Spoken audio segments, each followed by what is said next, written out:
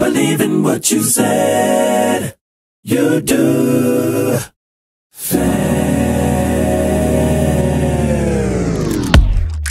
I don't need fame and fortune. I don't need honorable mentions. I don't need fancy mention. I don't need it. All I need is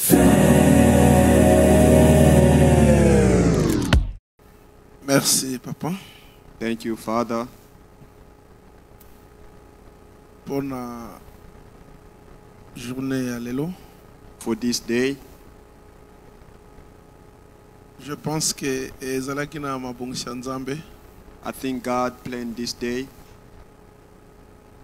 par rapport ya moment oyo toza nango tozolekisa na musala, moment oyo tozo travailler eza moment moko facilité.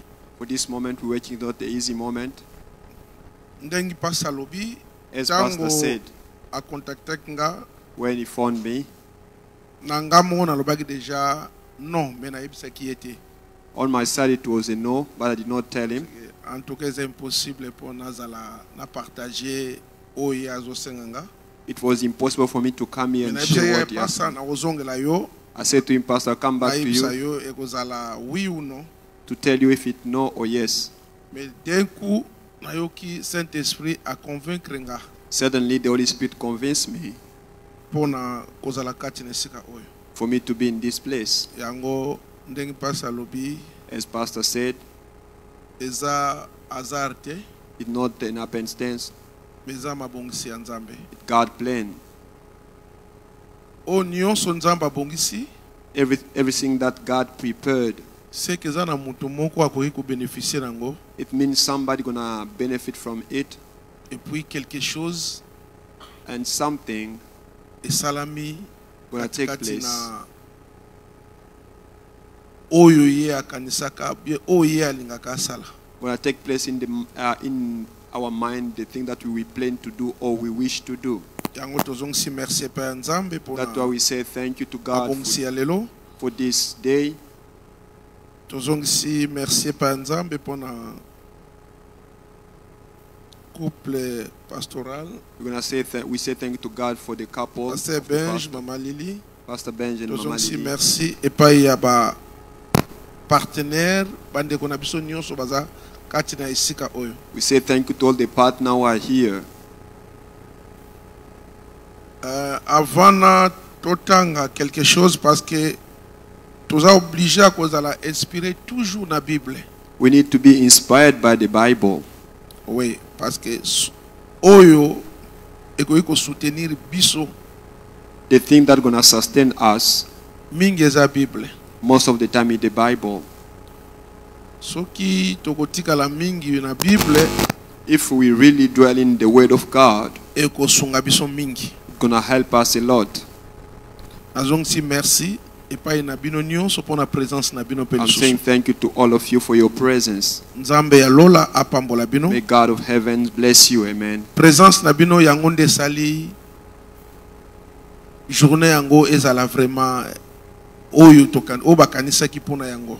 Your presence made this day to be the day that the organizer thought about it. Na bandaki koloba mingi epai ya bandeko I've been really talking to our brothers par rapport ya business. concerning business. Pourquoi bandeko na biso ba demi frère na biso? Our step brothers, Pourquoi baza na mbongo ebele? why are they having a lot of money? Parce que basala ba mingi business. Because they're really into businesses. Yo mutu ozozela salaire The person who expects salary, na mutu azosala business ye moko or the person who's working for himself, eza différent. a different thing.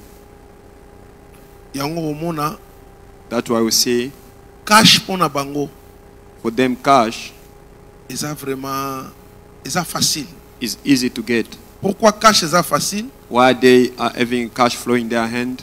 parce que bazelaka salaire na fin du mois. because they don't expect any salary at month end, Mais au moins cash ekotaka chaque jour. but they're having cash every single day.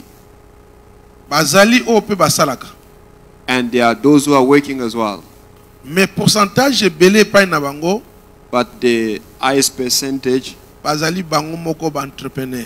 and most of them, the entrepreneurs, Ata eza muke meza ya ye. even if it's little thing, but it's still for himself. Parce que koloba te ke pona obanda business, Don't say for me to start up, il faut zwa 1 million de rand. you need to get 1 million of rand. Non. Oko banda na 10,000 rand. You can start from 10,000 rand. Mais lokola obandi business na nzambe, As you start with God, lobi egoiko koma 1 million tomorrow you can reach 1 million, de rand ou de dollars, 1 million de dollars. depending on the currency. Est ça possible? It's possible.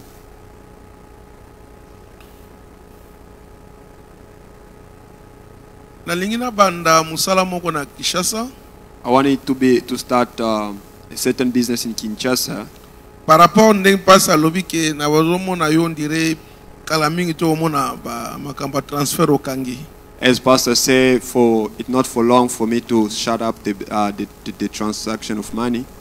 Non, toki ko kanga ngote parce que I say we're not gonna stop it because ezali début ya makambo nyonso. that's where we started. Tozana ba souvenir nango moya okanga ngo ezali We have ata remembrance tofungola ba for that branche. moment. Instead, we are opening branches. Nazo kota na domaine ya ba vivre frais, I'm start selling food. mais lokola naza na maîtrise nango te. As I don't master it, Na ke ko se soumettre na maboko ya mama moko na Kinshasa. I went surrender myself or submit myself to a mother in Kinshasa. Na mikitisi devant na ye, I humble myself before that lady. na ebisi ye mama Marthe, I told her, Mama Marthe, na lingi na kota na domaine oyo ozali. I want to enter the area where you're operating Mais yo tika la place ozali. and remain where you are. Mais biso toza na se pona ko soutenir yo. Let us just come down and start sustaining you. Zala coach Be our coach. nanga. Be my coach. Na okende na orgueil te na lobi ke na sombi Thomson na Namibie, na sombi Pasoso quelque part, non. I'm not gonna go there and then I say no. I can buy chicken somewhere and fish somewhere else. Aza déjà na expérience moko onga na zana ngote. She had an experience that I don't have. Soki olingo banda business, If you wanna start a business somewhere somehow, o mutu musu asalaka, and it's somebody is doing as well, approche ye. you need to go that person, approach the person. Au moins que azala mutema be. But if the person has really evil Soki aza heart, mutema malamu, if he's a good person, akolaksonzela. gonna show you the way. Ezana ba makamususu, There are certain things egoiko kende rapide. you can go quickly Parce que zana mutu moko sa lekaki nzela wana. because there are person who was already passed that way. Awoye bisoke, He's gonna tell you that nzela oyo On kasi this- na leka yango. on this path, I passed through this path. Pona okoma na destination na yo, For you to reach your destination, kotambola nzela na butu te. you shall not go through this path overnight. Tambola ngo na moi. You need to go it during the day Parce que ayebi ba danger za na nzela wana. because he knows the danger in that day, in that path. Mais lokola ozwi conseil, As you got advice from the person, yo poso kotambola na moi, if you walk during the day, bato ba kokama balobi ah, people will be astonished. nzela to yebi ezalaka mingi pasi. We know that it's tough to walk through this path. Mais à parvenir quand même kokoma. But he reached his destination. Okomi parce que ozwaki ba kochaki yo quelque part. You reach the destination because somebody mentor you. Parce que soki ba kochaki yo te, If you don't have a mentor or a coach, okoloba ke nga mingi kotambola na butu. I like to walk overnight. Or que na butu wana During the night, eza na ba virage mususu There are certain, oza na maîtrise nango you te don't master certain, moyen okoma na you're destination not going eza to te. reach your destination.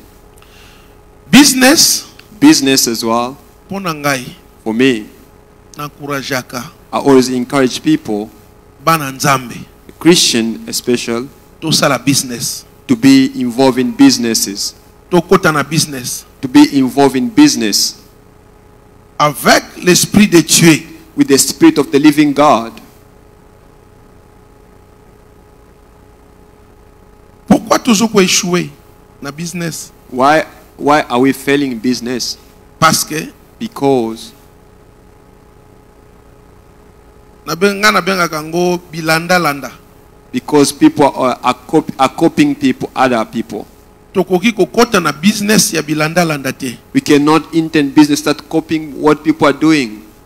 Parce que Because balobi ke soko ke Lubumbashi koteka biloko if you can go in Lubumbashi to sell stuff, okozwa mbongo. you're going to get money. Mais nzamba azomona ke But God is seeing you. yo soko funguli boutique moko awa If you open a shop here, okozwa mbongo. you're going to get a lot of money. Ta business is a risque. Business is always a risk. Oui. Business is a risque. It's a risk. Soko boyi kozwa risque If you fail to take that risk, okokende nango mosika te. you're not going to go further. Tomonaka bandeko na biso You're going to see our brothers ya ba Nigérien from Nigeria, à part makambo mususu oto yebi tokoki kolobela te. beside other things that we know we cannot talk about. Mais them o pe here. baza na business Those who are involved in businesses, ozo comprendre te comment mutu azosala business oyo. you try to understand how is he doing these things.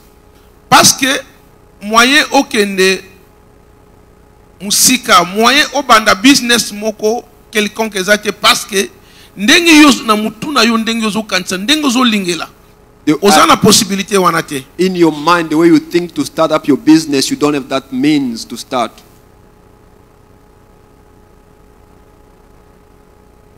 Eza ne loko moko orezonaka mingi na mutu na yo. There's one thing you keep on thinking about, always you think about. Mais parce que ozo minimiser yango Because you undermine it, oyo ozo linga what you want to do, eza ya mutu mususu it's for somebody ou else. eza ya bato mususu. Or other people are doing it already. Mais oyo ezomata na mutu na yo o l'air nyonso pensaka nango The thing that keep on coming in your mind when you think about it, est-il kozo négliger yango and it looks like you're neglecting it, moyen obanda eza te. and not gonna happen. You're not gonna start it. Business pona nga eza na betape mibale. Business has 2 steps for me. Okoki koyekola business You can learn it. epai ya bato moko quelconque You can epai learn ya it from people ou esika ozosala or wherever you're working. ou okoki kobotama nango. Il y a des gens abotama na business And there abotama are nango. people who were born with the business in their blood. Oui. Parce que babiso Because some of us, eza don ya nzambe. it's a gift from above. Soki ba professeur ya université bakoki koya ya économie na campus baye pona komona nga koloba ke toye ko remercier yo pona makambo yo ototangisa bino tomoni yo zo ko appliquer ngo. And if some professors, they can come and say, they can come to congratulate me for the thing that I've learned from them and apply them. Tozong si merci pona présence na bango mais kokende musika ezomona na kezaka nzambe. And for us to go, we say thank you for what they're doing, but to go further or to be successful in life, God is the author of everything. Business Business, ezosenga patience. it requires patience. Business sans patience okokende musika te. Without patience, you go nowhere. Oui. Parce que Because yango moni na lobi kolanda batu mususu o bato sala business ou te parce que yo moni ke yeso ka ke Lubumbashi zo futa oyebite na frontière akoti sa biloko ndenge nini. copying other people because they can go and sell their good in Lubumbashi, and you do not know how their thing entered in Congo. Tanga komi na frontière akoti biloko na ndenge ya Zamba yo yebi yango te. And maybe the person gonna enter a certain bush for his stuff to get into Lubumbashi. Bénéfice o ya goswa yo sali perte. And the benefit you're gonna get for you, you're gonna lose your money. Or que oyo nzambe atie na mutu na yo oza na facilité ya kosala ngo pe okeli boso. But the thing that God put in your money, it's easy for you to apply it and go further. Ou soki olingi kosala ngo approcher ye. Or if you wanna do it, approach the person, talk to the person. Okenda koteka mituka na Lubumbashi. You always go and sell cars in Lubumbashi. Tu fais comment pour ozwa bénéfice? How are you doing it for you to get that much money? Mais lokola yo boyi kotuna ye. Because you don't want to ask the question. Osombi mutuka awa. And you buy a car here. Okomi na frontière. And you reach the border. Douane oyo go futa. And for you to pay. Nandego oteka mutuka. And the way you're going to sell that car. Et permettre yo tozwa bénéfice. Not going to allow you to earn some money on top of that. Alors na retour. And in return. Olobi na osala ngo soute. You say I'm not gonna do it anymore. Parce que je suis déjà perte. Because you've lost. Alors, business is bien. It's good to do it. Pourquoi business is bien? Why is it good to be involved in business? Nakolobaka mingi ata nazali place ba travailleur na bazali. And I always say, even when I find myself around my workers, soki o baza mayele un jour, those who are clever one day, Nzamba pamboli ya kuiko banda pe business na ye. And God bless them, they can start their own business. Na mutema o Nzamba pesa ngai. For the heart that God has given me, jalousie moko ekozala te. There's no jealousy in me. Ona business na ngai kende. For my business to move forward. Mais yeba ke oza bloqué. And know that you are stumbling or blocked somewhere. Parce que oza na salaire moko. Because your salary, salaire wana ezo bloqué yo moyen ou avancer zati. Your salary block you cannot allow you to go further. Oui. So qui na fin du mois ozwaka 4000 rand. If at the end of the month you receive 4,000 rand. Le temps ozokanisa olongola dîme. For the time that you think about paying your tithe. Okomona ko sali 5 ans pesa kaka même dîme. You're gonna realize that after 5 years your tithe never change. Mais mutu oyo azosala business. The person who's involved in business. Akoki ko changer dîme même 5-6 fois na année mbimba. For a period of a year, you can change his tithe 5 or 6 times. Ne t'en fais pas. Do not worry.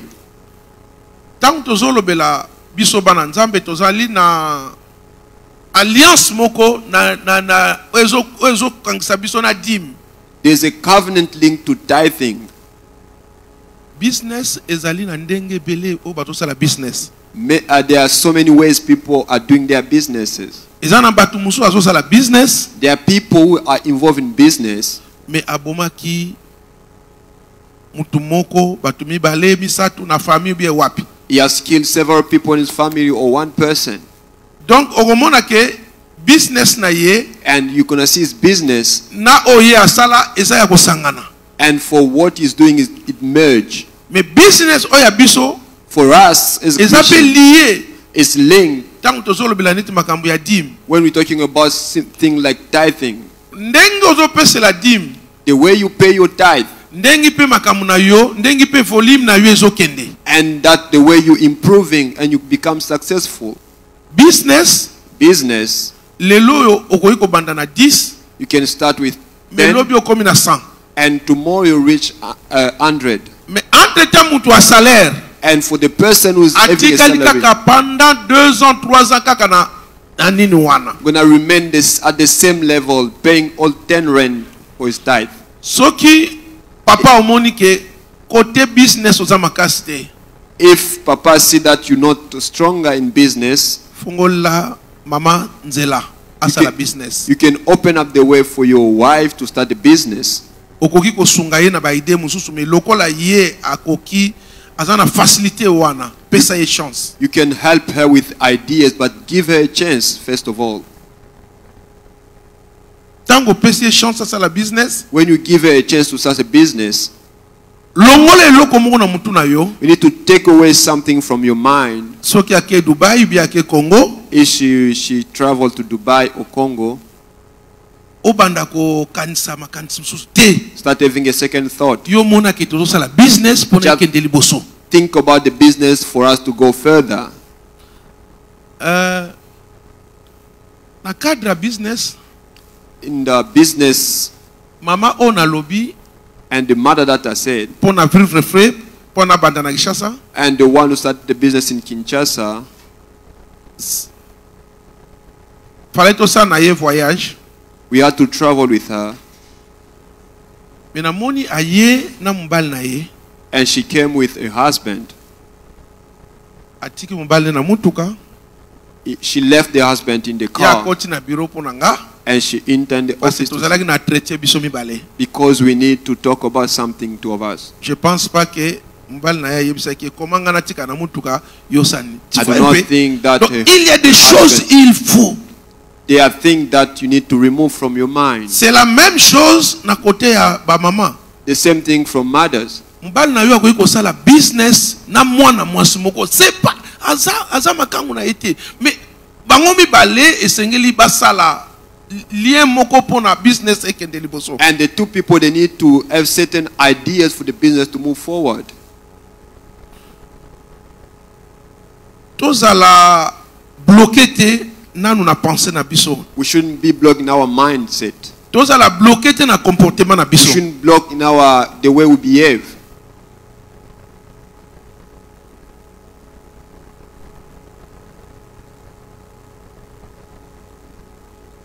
Kosala business To be involved in businesses, eza pona avantage na biso.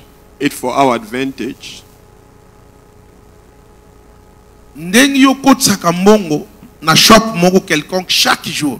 The way you always go and buy something in a certain shop, you Soki make yo it- pe get mbongo money. ezokota ndenge wana eza bien. And if on your side as well, money is coming the same way, it's very good. Mondo toza nango lelo In the world we're living right now, toza na besoin cash. we need money. Mbongo. Money. Pasteur Benji ayebisi ngeloko moko par rapport à l'église.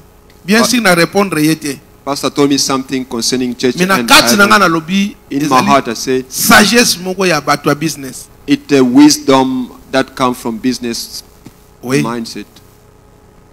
L'église ebele kangi A lot of churches na moment oyo ya shut Covid. down during this COVID Na time. business ebele kangi. A lot of businesses they shut down. Soki ozali na sagesse moko te ya business. If you don't have okangi. the wisdom business, you're gonna shut down your business.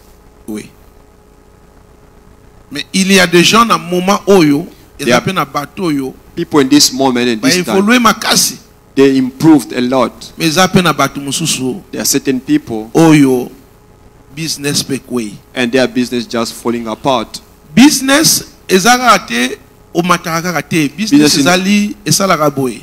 Kaka ndenge mutema na biso pe. Business c'est comme ça. Like our hard business is ups and down. You just Alors go- soki oyebeli yango boye te, and if you don't learn it, that Oh, is Coca-Cola business day. you're not gonna go into businesses.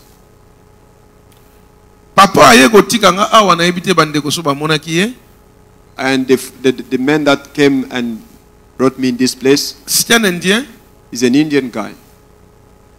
Kaka church na bino nde mutu esangisanga na ye. Tokoma famille. It only your church that make me with that man to become a family. Banda tolongwe ndako na ye atebisa ngai Victor, I lose this place, I lose 2 million. This place. Mais atiki business te.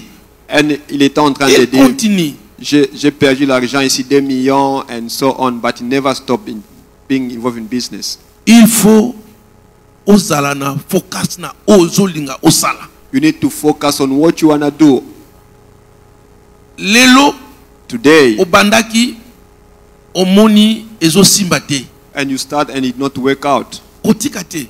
Don't stop. Na business batika te. Soki In business, you kotika shouldn't bele stop. kotika kala. If it was supposed to stop, I would have stopped long ago. Par rapport à ba difficulté, Concerning difficulties, par rapport à ba réalité, concerning certain realities. business c'est ba réalité. There are so many realities in businesses. Ndengi passe à lobby, As Pastor said, avant na yaboye, c'était les jeudi.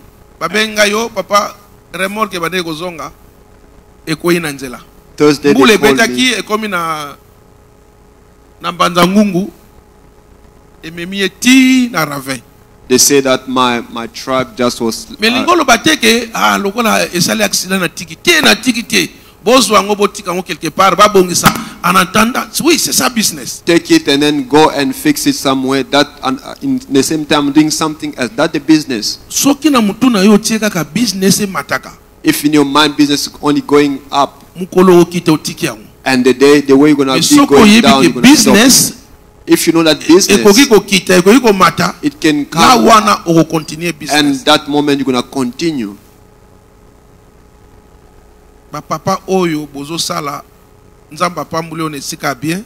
If you're working and God bless you in good place the way you're working, and set your wife into business, remove away jealousy.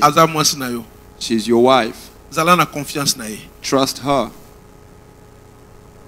Place nyonso okende wakende Mozambique wakende China kende Turkey zala na confiance na ye. And you need to trust her. Soko zala na confiance na ye lobby business na bino eko. If you trust her, your business gonna go further. Nazo ko encourager mutu nyonso. I like to encourage each one of us. Ozana Durban. You are in Durban. Ça fait longtemps. It has been a while since you're here. Oyoka ke loko moko boye. You always, if I can do this thing, it can improve me in this way. When I was driver in Johannesburg, I was buying and I was sending them to Kinshasa. In Kinshasa, if they sell them, they're not going to send money. They're going to buy Kwanga. Tu peux m'envier maintenant. You can start envying me right now. But there's certain reality that you do not know. Sometimes you think of such agency the way I started. Oui. Yes. And you can get money from it.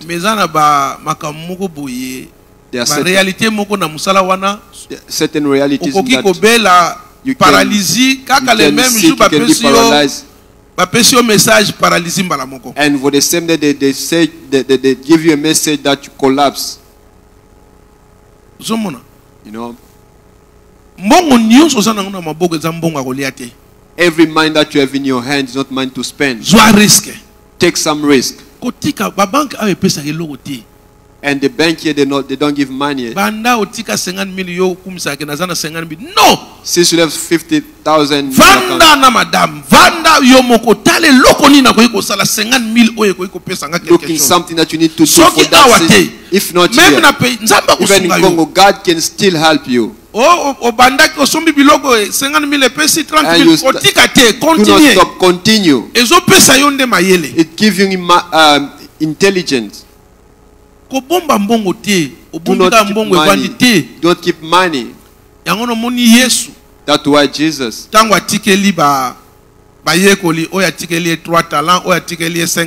left talent to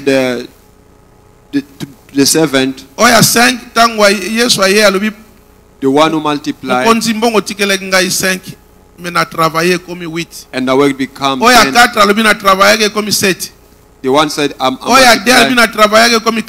they said, this one said, multiply. The one who hid it, he thought that it's gonna be praised. I. And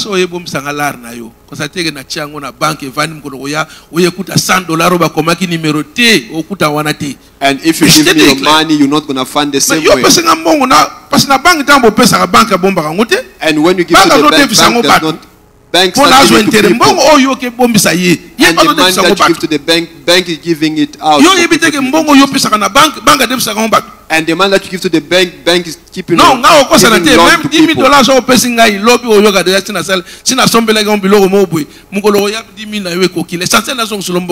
And for me to give you money back, but if you give in money for the first time, I'm going to spend it. You're going to leave the money in the bank for, do something.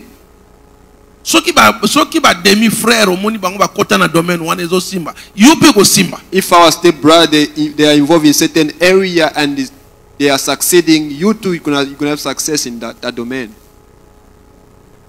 mbongo ekoki se multiplier yango moko te. Money cannot multiply by itself. Yonde. You. Tango zo penser ne loko moko. When you think about something, Nzamba za sima derrière penser. God is beyond that idea. Kozela te obanda munene. Don't wait to start bigger. Soko zeli obanda munene. If you wait for it to start bigger, ti bane zo kende. And you're gonna be passing by. Banda na voiture moko. And start with one car. Mais tuna ba o deja ba kendaka. And ask for the people always how are you doing it? Wana na voiture moko. With one car. Bénéfice muke. And do you have just a little benefit from it? If you don't want to ask questions, when you gonna come back, if you spend 8,000 and you're coming back with 4,000, no, ask questions. If it's gonna tell you if it's a good person, and just when money gonna come, you're gonna see something adding up on that money. We need money. In everything we do, we need money. And for your kid to take some tea, they need money. For them to go to school, money. Christmas money. Everything that we're doing, money is involved in it. We shouldn't be sleeping. And we'll be working for people years and years. When you're working for somebody, you are limited. But your own business, you can start with 1. And when you're going to reach 100, I've been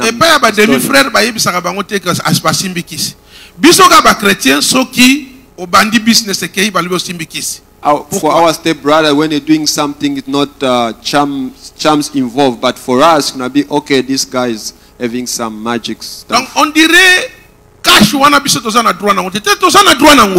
It looks like we don't need money. We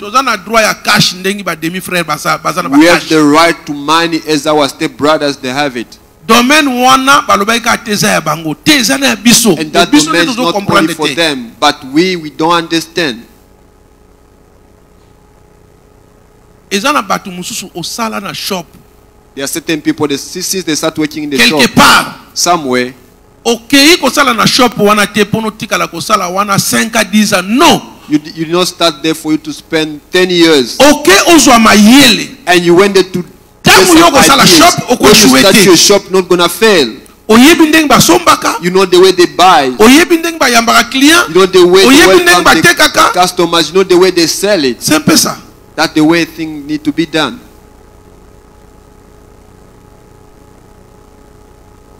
Banda business. Start something. Business est comme mon niveau. Gonna take you a certain level. Au salaire where your salary will not gonna take you. Believe me. Na sala na ba compagnie ya batu mususu. I worked in some certain people's companies. Na conseillera mingi. I always advise to people. Business is honnêteté. Business it for you to be honest. Ouais. Business is honnêteté. In business, honesty is a requirement. Honnêteté wana yango nzamba komema yo esika oyo azolinga mema yo na business wana. Honesty, the place where God gonna take you to the level where you wanna reach in your business. Soki bato bazoteka biloko mabe. If the people are selling bad things. Oyebi tokolo bilango boite. And we can mais baza honnête. But they are honest. Ayebi ke and he knows. Akotika mbongo awa. I'm gonna leave my money here. Yo kende zwa koli kuna. Me mbongo boyoka naki. For the money that you. Oh yo tik. So boyoka naki 5,000. If you decide 5,000, the money that you left. Yepe kota ko zwe loko na ye. Gram oh boyoka naki yango pesali. And the amount that you negotiate, that the amount you're gonna get. Mais pourquoi pas biso? Why not us? Business is a honnêteté. it to require honesty. On a business na weekend. For your business for you to be successful, you need to be honest. Première fois bayibi bakotelinga na shop bayibi ngai. For the first time they enter into my shop and pastor nazo somba peinture auto na compagnie moko kote a Soweto. I went to buy something from a company in Soweto. We start come and deliver, you're going to pay us back. They're coming to deliver thing and pay. One day they come.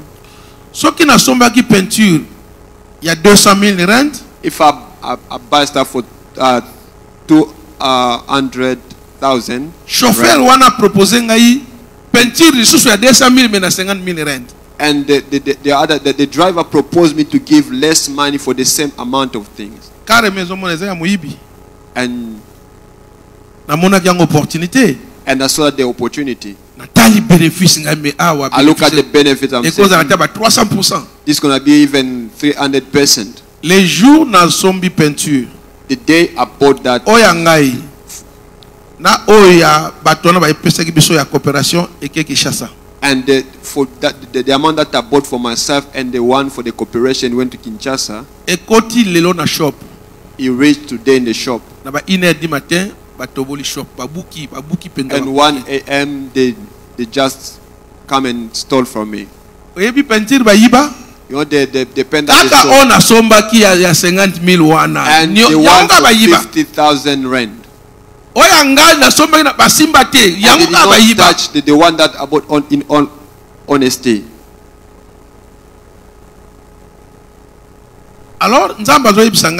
God told me, you see now, and the thing that you bought, if you are honest in the business that you started, quelque part au lieu de 15 douzaines, ba bossen ba pêcher au 20 douzaines.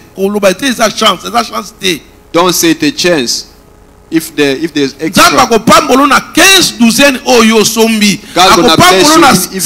the not the extra that if you are honest enough, your business is going to go further. They stole from me because I stole from other people because they trust me. When their people came, and they stole me the thing that they stole from their factory. And they came from a very distant place to come and sit from Jin. The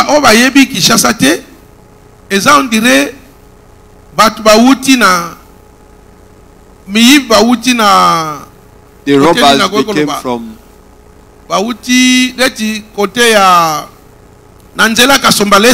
coming from and they went to steal from the airport.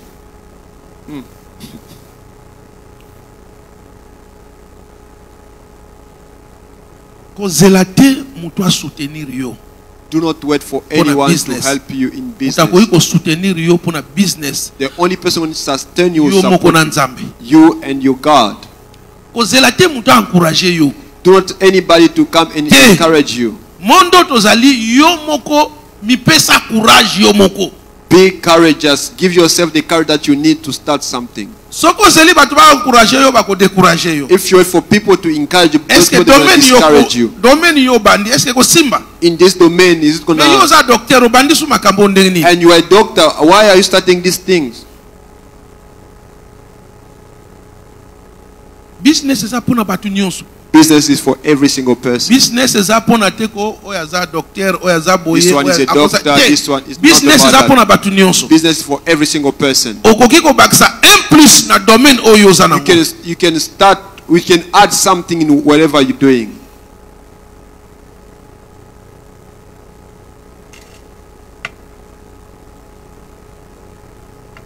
Na business okoyiko simba mbongo oyalike yumungo kama mbongo yanga yayo. In business you can touch the amount of money and you are amazed by that amount. Is it mine? Oyebi na ba company mususu. You know in certain companies. Soka ba money o changer mutuka. If they just see you changing a car. Ozano kota mbongo te. You are not mais waiting. déjà bandi kolandolo dibo landela nanu. They start following you closely. Mutuka yena ngona salaire. And the car and the salary does not match. Mishtedi. Babandi kolandela yo. They start watching you closely. Mais tant ozo sala business. When you're doing your business, there's nobody can question about the car that you because he has no control over your benefit. But your boss has control over your salary.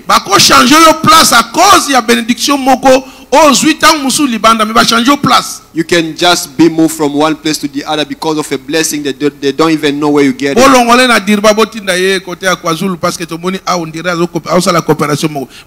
He has to go from Durban to somewhere else because he's doing something fishy.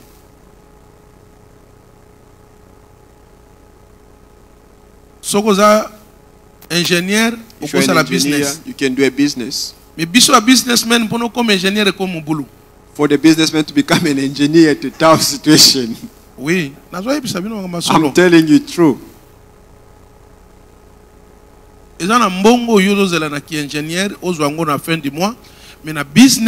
There's a mind that you expect as an engineer. You can get it in business 3 times before the end of the month. You should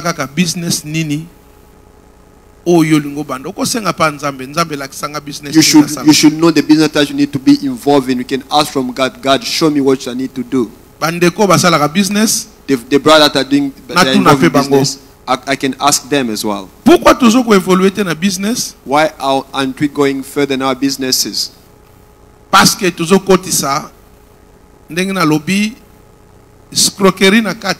Because we crooked. Unless you are not serving God, I can agree with you. But if you are serving God, you cannot start crooking people in your business. Or you cannot start a business in crooking people. If you start your business by crooking others, you must learn by now that you're gonna fail along the road.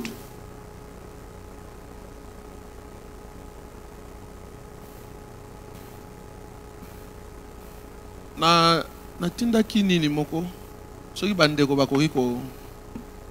sent something. I don't know if it can be displayed.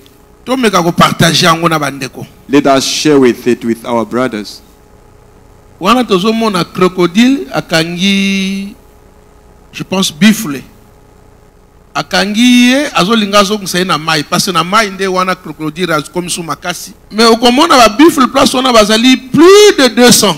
You know they are more than talandengi azobunda. Ya azobunda kende. It's fighting for him to go. But this time he's been pulling. Look at the brothers.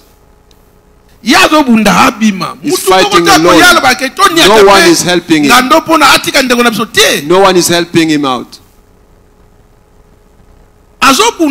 He's fighting for himself.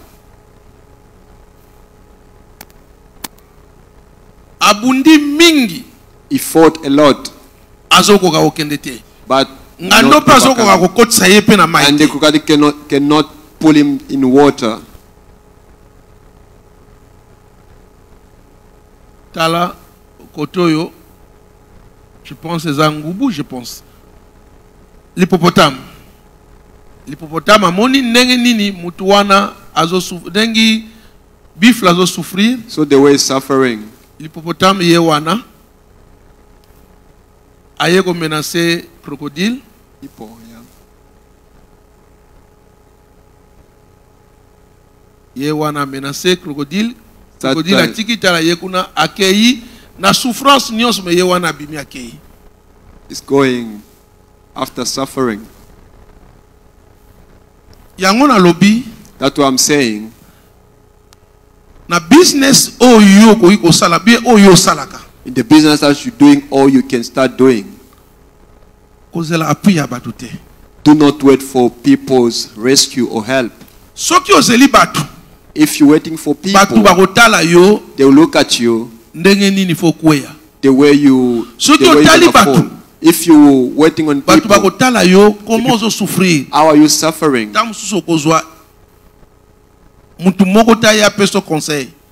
Maybe sometime you're not going to get anyone to come and advise you. Wherever you are in business, know that your help will come from the Lord. He did not know that the people will come and help him. He was suffering no one.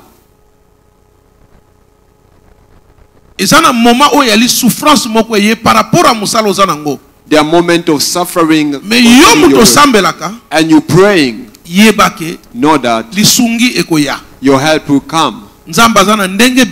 God has several ways can send your help in your moment of difficulty.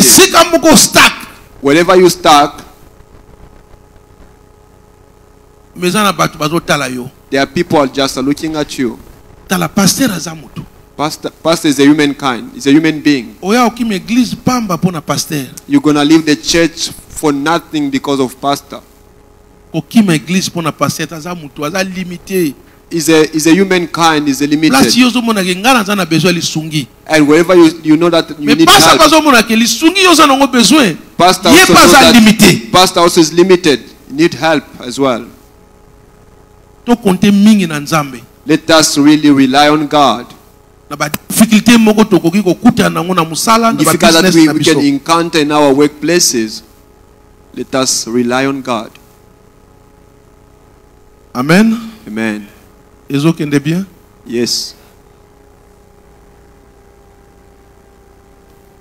Bandeko bakotangela biso quand même, tozwa quand même makomi, tokosangana boité sans to tozotangana nazwaki révélation oyo. I got this revelation. Et puis notre papa Espé Mbakadi. From our father Espé. Il faut biso peto partager yango. We're gonna share it with all of us. Ekosunga biso. It's gonna help us. Na oyo. In what? Tozosala o tolingi tosala. We're doing all we wanna do. Luc 18. We're in the book of Luke chapter 18. 36 à 48. 36 from Luke 18. Oui. Je vais lire au nom de Jésus. En attendant la foule passer, il demanda ce que c'était. On lui dit, c'est Jésus de Nazareth qui passait. Et il cria, Jésus, fils de David, aie pitié de moi. Ceux qui marchaient devant les reprenaient pour le faire taire. Mais il criait beaucoup plus fort, fils de David, aie pitié de moi. Jésus s'étant arrêté, ordonna qu'on le lui amène. Et quand il se fit approcher, il lui demanda, que veux-tu que je fasse? Que veux-tu que je te fasse? Il répondit, Seigneur, que je recouvre la vue. Et Jésus lui répondit, recouvre la vue, ta foi t'a sauvé. À l'instant, il recouvra la vue et suivit Jésus en glorifiant Dieu. Tout le peuple voyant cela loua Dieu. Amen. Amen. Amen. Ndeko oyo, this brother has a miracle. He experienced miracles. He had no sight, but when he saw, he did not let Jesus go. Businesses,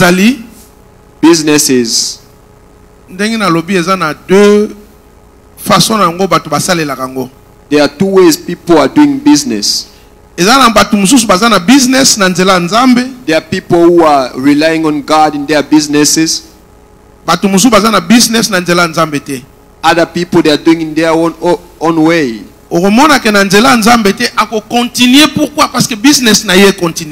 Because those who are working with God, they will continue because their business keep on improving. This brother experienced a miracle. He did not leave Jesus. He followed Jesus. This is the first miracle he experienced. tokoka kokende lisusu musika na business te? What is the thing that stop us not go further in our businesses? Tangu miracle aliboso esalami, when the first miracle happened, on se retrouve que situation est mati, and you find yourself in a improved situation, okomi bloqué, and you stuck. Olobi na olanda lisusu Yesu te. Say, I'm not gonna go to Jesus anymore. Mais tango olobi olanda ete, c'est que o bloqué deuxième miracle. When you say you're not gonna follow Jesus, you stop the second miracle to happen. Oui, tout le monde a rango. And we always experience it. Il y a des gens, there are people, juste moi bénédiction mouké, just a sudden blessing, même en église, even in church, même en prière, even in prayer, même adoration, bino kutu bozo ko adorer Yesu lo belelo kote. Juste un bénéfice ya mouké. Just a little thing that he got from God, God's normal part of it. Première bénédiction. That was just the first blessing. Deuxième bénédiction est ça. And the second one is this. To money, avec la money. And this blind person recovered his sight. Mais oromona azui miracle aliboso atikite alandi a continue kolanda Yesu. And it not stop from just recovering his sight. Okoki ko banda business koyo. You can start that business. Na lobaka ngo l'air nyonso. I always say it. There's no bigger tithe or little tithe. Na mutapesi dim ya 100 rand. The person who pays 100 in tithe. Na mutapesi dim ya 10,000 rand. And the person who give 10,000 rand of tithe. God considers a tithe. When this person experienced a miracle, did not leave Jesus. There are certain things you're going to start, and you start going further. Because it's Sunday today, I'm not going to go to church. Because I need to go and do some businesses. As Pastor introduced me, I work a lot with Muslims. But Friday, I know from 11:30 until it's very tough for me to continue doing this. And as we have already and experience the first miracle, but not leave Jesus. Continue with Jesus. Because when you continue Jesus, and that the place gonna receive a second miracle. If you start with 10 and you reach 100, continue with Jesus, because that 100 it can become 800. We shouldn't be busy. We shouldn't be busy cannot take us away from the way of God. If you become busy, c'est très dangereux. And you're not serving God anymore, it's very dangerous. Tanga Luc 19 1 à 8. We are in the book of Luke 19. Luke 19, 1 to 8. Jésus étant entré dans Jéricho, traversait la ville. Et voici un homme riche, appelé Zachée, chef des publicains, cherchait à voir qui était Jésus. Mais il ne pouvait pas y parvenir à cause de la foule, car il était de petite taille. Il courut en avant et monta sur un sycomore pour le voir, parce qu'il devait passer par là. Lorsque Jésus fut arrivé à cet endroit, il leva les yeux et lui dit, « Zachée, à toi de descendre, car il faut que je demeure aujourd'hui dans ta maison. » Zachée se hâta de descendre et les reçut avec joie. Voyant cela, tous murmuraient et disaient, « Il est allé loger chez un homme pécheur. » Mais Zachée, se tenant devant le Seigneur, lui dit, « Voici, Seigneur, je donne aux pauvres la moitié de mes biens, et si j'ai fait tort de quelque chose à quelqu'un, je lui rends les quadruples. » Amen. Amen. Soki tolandi passage oyo. if we follow this scripture, les plus pauvres aveugles. Bartimée. And the poorest was Bartimaeus.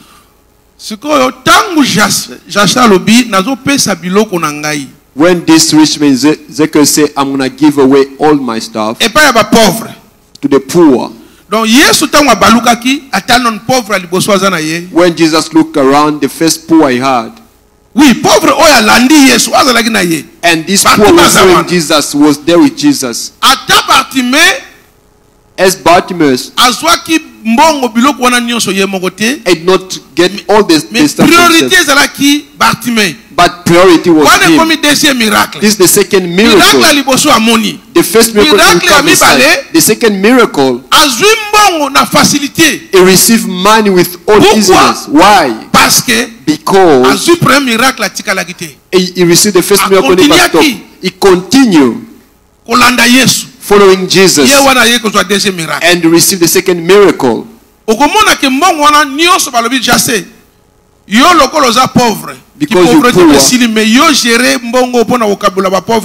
you can manage this money to give to other poor. Oui. Yes. What you have, if you continue Jesus, it's an opportunity. There's an opportunity. There's a business.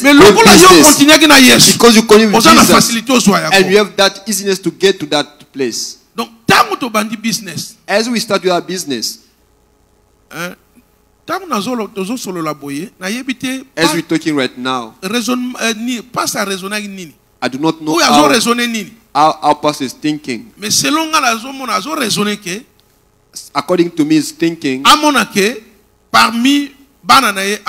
among his children here,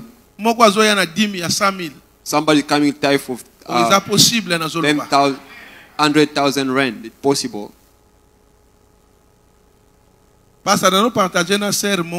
was sharing with a sister pastor today. By the time Angola it was really, I give a testimony. Moi j'ai donné par mois. I was giving by month. Par mois juste pour Angola. Just for Angola, not other place. Just in Angola. Faut compter 35,000. Mais entre 40 et 50 000 par mois. Between 40 to 50,000. Chana rent. It dollars or what? Dollar.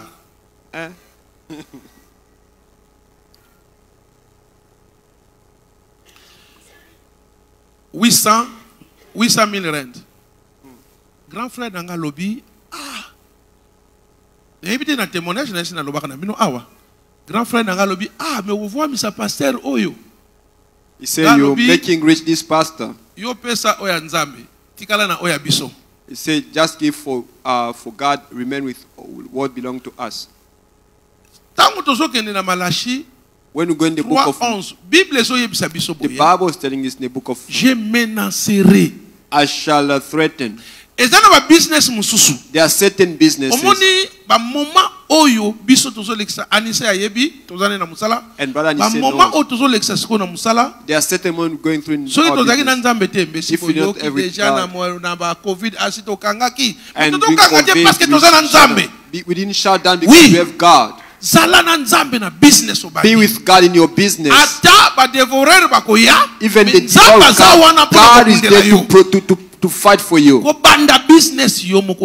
not start alone. Do not start alone. Il y a des milliardaires parce que business est balancé. There are billionaires that passed away because their business was at the point of collapsing and he passed away. Jassé a pesi mbongo. Jesus gave him money. Jesus looked those who were behind him. And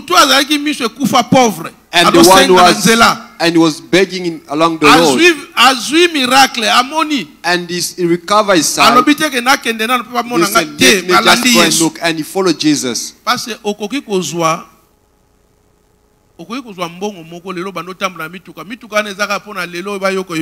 You can have certain money. You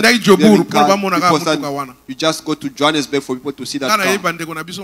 I know some of our brothers. And he put the car in the plane. He went with that in Paris. I know in Johannesburg. And for the people from Paris to see that car. I'm telling you because I know that God is going to bless you. When God is going to bless you, do not stop the first love, the first way. Because and you don't want to go to I need to go to Kinshasa. You know, you need to know that all every single step in greatness had its own fight. Every greatness has its own fight. There are certain people to go just to Lubumbashi. You want to show us that he is the one who got in the family. And you did not go for that. That's the mindset. Don't do certain things. Let me go to Lubumbashi. Enjoy. Continue with Jesus. The second miracle is coming. Amen. As Bartimaeus saw the first miracle, and the second miracle is there. What you're going to experience in your life. Let us stick to God. They still fight and battle.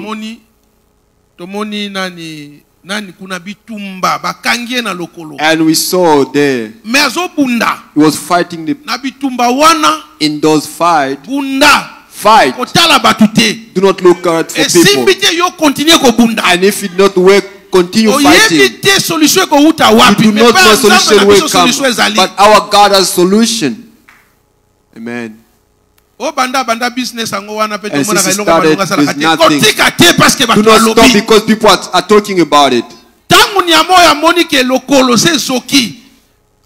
When he saw that, say, I need just to go out of this water. Even if people say, I shall go further. Difficulties, people will come. You do not know where your help will come from. When God will come, you do not know. You're just going to see yourself start going. That's what our God performs.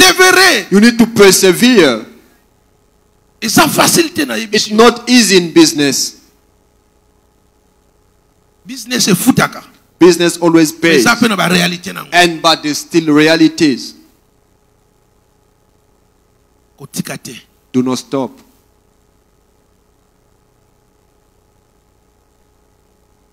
Bible na Esaïe 43, 1, 2.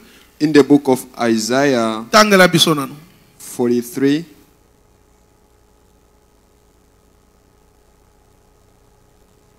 We are in the book of Isaiah 43, 1 to 2. Ainsi parle maintenant l'Éternel qui t'a créé, ô Jacob, celui qui t'a formé, ô Israël. Ne crains rien, car je te rachète. Je t'appelle par ton nom, tu es à moi. Si tu traverses les eaux, je serai avec toi. Et les fleuves, ils ne te submergeront point. Si tu marches dans le feu, tu ne te brûlera pas. Et la flamme ne t'embrasera pas. Amen. Oui. There are difficulties that will come. Difficulté business na yo. It can rise in, but the Bible said it does not come to kill you. Na business sala you see that thing not gonna kill you. As you work with God, not gonna kill you. Combien business ebomi batu? How many businesses kill people? Combien? How many? Mutu atali mbongo azalaki nango. The person look at money, the money that you have. And the money that you have, do not be arrogant. Do Do not be arrogant. Tango difficulté oyo ko ya moto ko sikisa yo. Mais soko zali orgueilleux moto ko sikisa yo te. And this fire not going to burn you. Oui. It's going to be consumed. Zalaka na Nzambe. Just stick to God.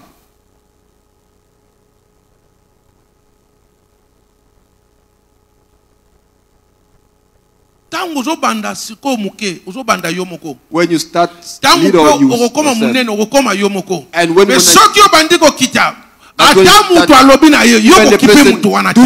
do not care about that person. When you go through fire, and people know that in that fire they get consumed. Because of God, the Bible says, gonna go through fire, but fire not gonna burn you. Difficult that you experience in your business. Do not get tired. Do not go outside of the presence of God. Stick with God. Stick to God. You're gonna get paid. You're gonna go far. When you're gonna go out of that fire, then people gonna call you that you are a charmer. But we are more than conquerors. Hallelujah.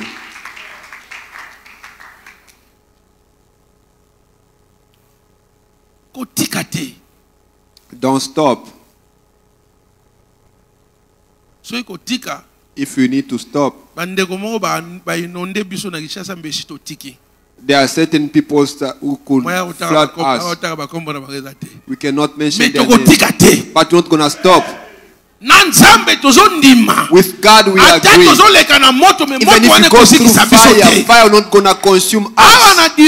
Here in Durban, do not be afraid. You are going through fire, but that fire not going to consume you. When you're going to go out of that fire, the people are going to say whatever they want it to say. Don't be afraid. Just go with God.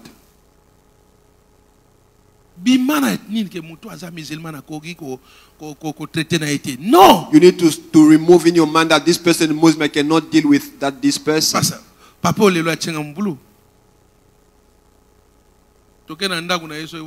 We went in one of his house.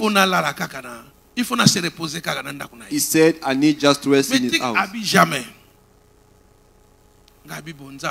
I said, God, Holy Spirit be with me.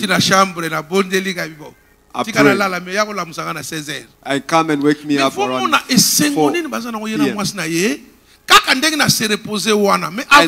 p.m. I did not just pray. God, this house, do not let them miss anything. Don't say because this person is Muslim, he can open up doors for you. Don't say this person is pagan, he can open up doors for you.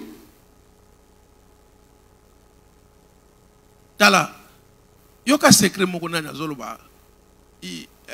Idausa akufa deja. Wana papa na biswa molemo akufa. He said this. Ba chrétien tozaka bazoba mingi.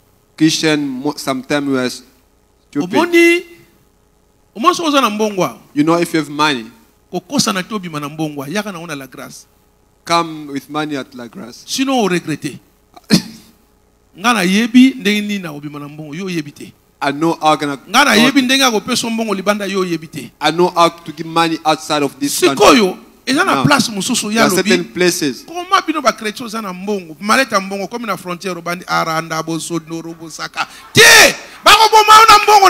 gonna give your money, start praying in tongues with your money. Oh, I'm telling you the truth. You have money here. You wanna go to Johannesburg. It's a lot of money. You know, here, it happened to me a lot. I declared money. And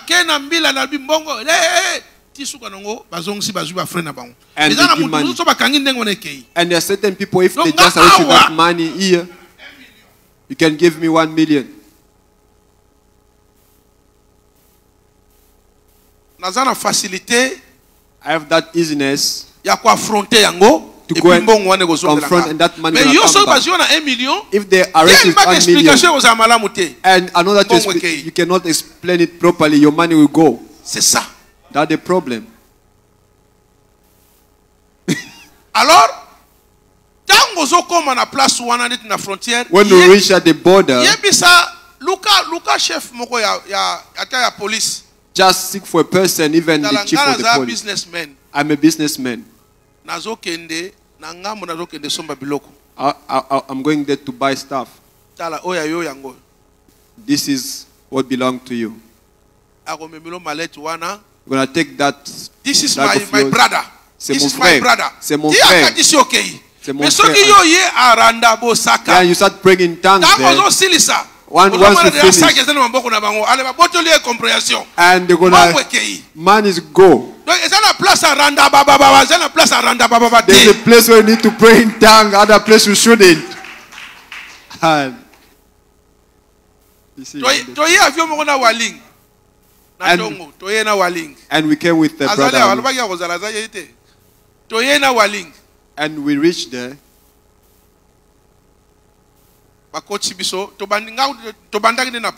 And we start from police station and start complicating us.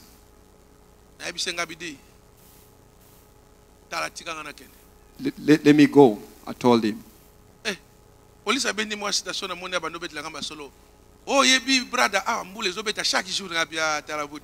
you know he is training every single day.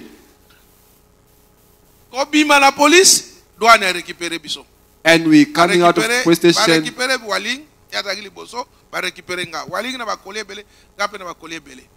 And they arrest us.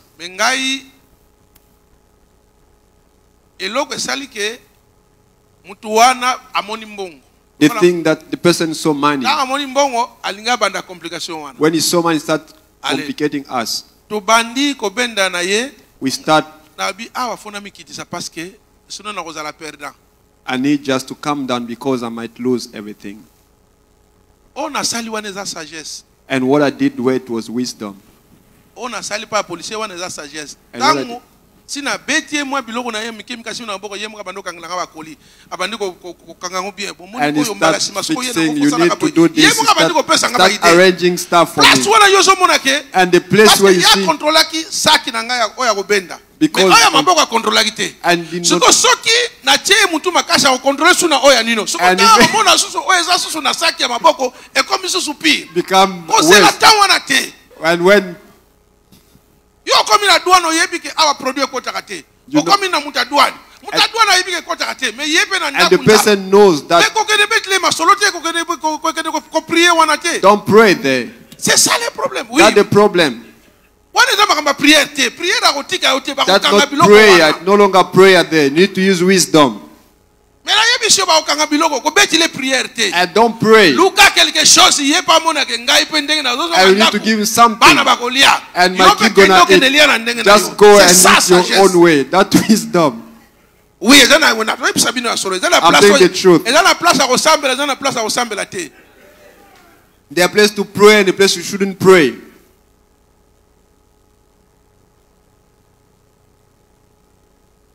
Business is a reality nango. There are realities in business. Ask other people who travel. And everything is all right. They're going to just try to find out something wrong with you.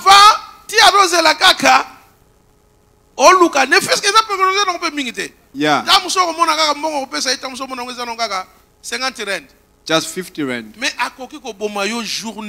It can just waste your day. And those countries there.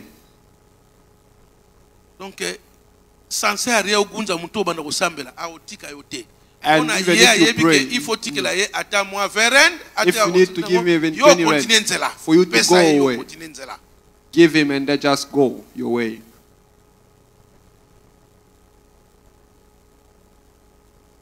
Banda was a risk. Begin to business is risk. A risk. Business is a risk. Business is a risk. Business is a risk.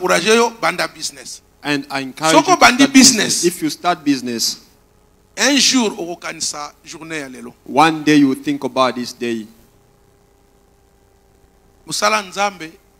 Working for God. Esenga mbongo. Saving God. I'm always involved with our step brothers. Step brothers, they have no issue. They have no issue with money. The difference we have with them, you have the Holy Spirit, but they don't have. You accepte Jésus comme Seigneur et Sauveur. You accepte Jésus. You are born again. You are born again, but they are not born again. Mais, basa focus. But they are focused na musala na bango, na business na bango. In their business. The business is aka pona bango te. And business not only for them. Basa honnête moko na business, tu n'as pas l'idée. They are honest in business. You have no idea. Oui. Ça fait presque depuis depuis 2003. Since 2003. Until now I'm working with them. They are honest. You have no idea.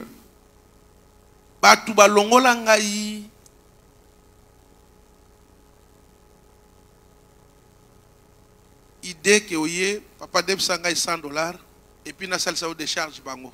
And there are people who, when you come to borrow from them money, Victor, zwa chassa mbongo wana kende tanga oye psanga combien na zwa chassa mbongo na tangi ngabiza 2 millions. Abi okay, it's fine. And you après 2 millions sans sanga papier. Without making any note. Abi croire ko zonga mbongo wana. I believe that you're going to bring that money back. If you don't bring that money back, it's you and your God. C'est ça. Oui. Mais jusque là, it always happen. But those people, they lend me money, are not Christian. They lend me money, they are Muslim. 2 millions sans papier. They lend me money, 2 million without any paper. They say, I believe that you're going to bring it back. I know that you're going to give money. We know how we do it.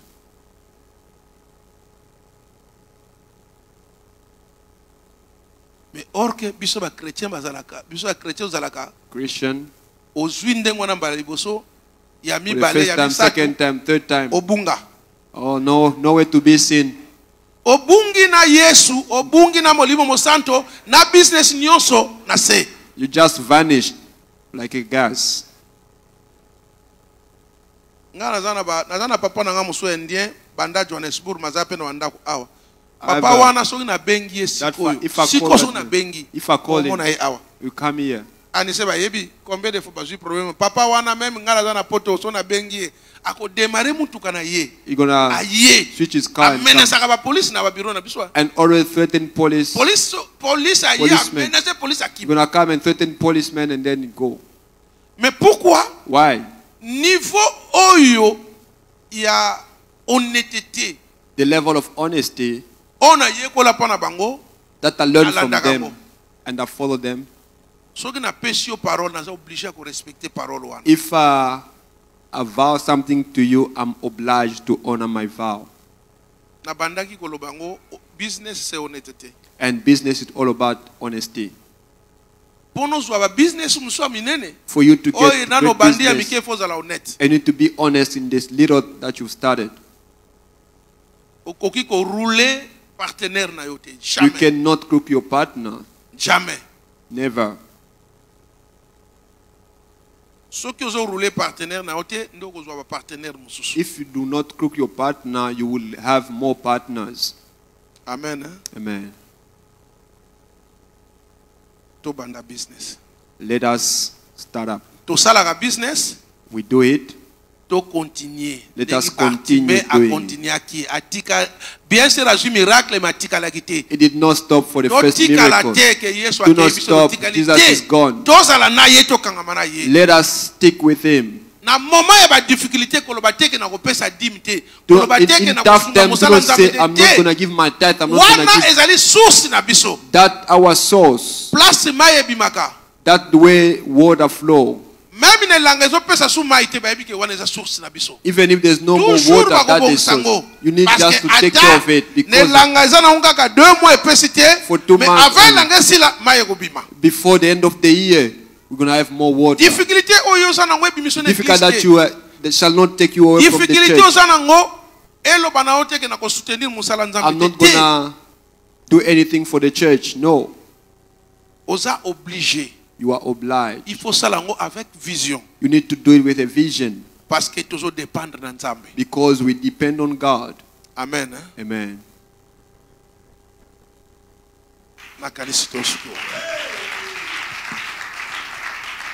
Wow, wow, wow. I believe in what you said. You do.